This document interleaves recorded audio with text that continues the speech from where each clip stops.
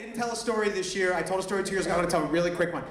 I was late for a root canal, and I was running to the Franklin subway stop, and I knew I had a workable monthly pass, but I pulled a Metro card out of my pocket that was not that, and I tried to swipe it, and a train pulled in, and I was all dressed up for work, and I had to go to get my root canal and then go to work, and I fucking hopped the stall just because I was like, I can't be late for my root canal. 2 cops, shaved head. No, listen, but I'm like dressed to the nines. It's a Friday night. I'm gonna go into Manhattan and like maitre d' at the Little Owl, where I'm like the bomb, right? I'm like the guy. And the 2 cops are and as I like jump over, I'm like, oh no! And so they pull the badges out, and they're like, come here, and I'm like, and they're like, yeah, like you just fucking jumped the stall, and the train comes and goes, and I'm like up against the wall, and I have like a scarf, and like really skinny jeans, and I'm like, are you kidding me? And the guys are like, what are you doing? Like, what are you doing? And I'm like, I'm late for a root canal. And they're like, what?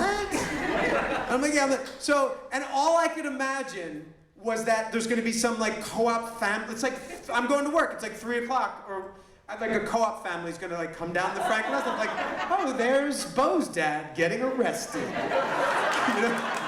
Oh, what's that piece of shit up to? And then, luckily, it was all, you know who it was? All Airbnb tourists coming down the steps.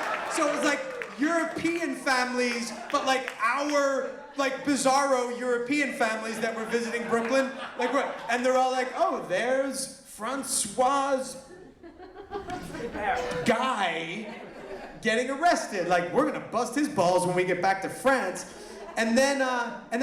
So instead, I just really embarrassed myself at the gala. That's what I decided to do. Anyway. Can I say one last thing, and then everybody can go drink or do whatever they want? So my dad's the oldest of 11 children, and it was a crazy situation. And my grandmother, the one thing that she was able to do sort of on an individual basis, because there was like 100 people at dinner every Sunday, and there were food stamps, and it was like really intense, and there were like guns and drugs and all the worst things. Like, nobody waited until 17 to get pregnant. They all started at 16. Like, it was just nuts. And my grandmother would do one thing for every individual kid, and that was make the dinner that they wanted on their birthday. So my birthday was chicken merengue. And merengue is a sauce that is an Espanol sauce. Josh knows, because he's a chef. And it was just like peppers and onions and a brown sauce with chicken over rice. And it was so good. And she was feeding like 50 people at a time, so it wasn't cheap for her to like add chicken. Sometimes she would do veal. I was like, ooh, I've been good this year. So I never knew what merengue meant. And one day I was in the middle of a yoga training. I used to teach yoga, and the guy said like, well, find out all the things that you don't want to find out. It was like in this talk. And so I looked up merengue, and merengue is a battle that took place between Napoleon in, I think it was in what was Austria at that point. It was between the French and the Austrians. And Napoleon had this amazing,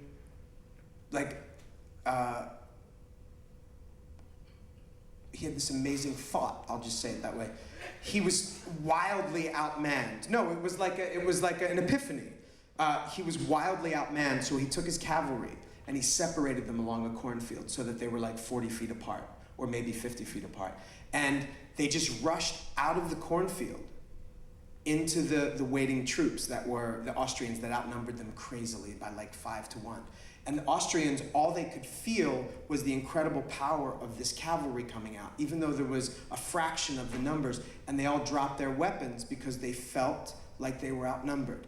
And I think about this in terms of like, the good that you want to do in the world belongs out in the world. And this is a very good thing. And I think if you take this kind of energy of being honest and unguarded and graceful under pressure, and you go out into the world, even though you might be outmanned, it disarms people, it's infectious, and it's something that I think our school is trying to teach our children. And I think in these moments, it's important to recognize that we are all still learning to operate in the world. And if we can, do do something like disarm people with your kindness and your generosity and your openness and your